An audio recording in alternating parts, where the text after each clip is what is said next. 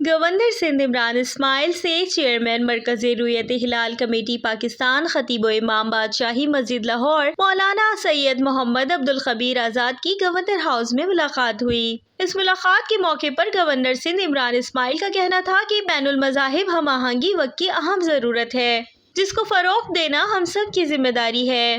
آج ہم سب کو وزیر اعظم پاکستان عمران خان کے ویژن کے مطابق پاکستان کو مدینہ کی ریاست کا ماڈل بنانا ہے تاکہ لوگوں کو یکساں حقوق مل سکے۔ انہوں نے مزید کہا کہ پاکستان میں اقلیتوں کا تحفظ ہم سب کی ذمہ داری ہے۔ پاکستان کو مضبوط بنانے میں ہم سب کو اپنا اپنا کردار ادا کرنا ہوگا۔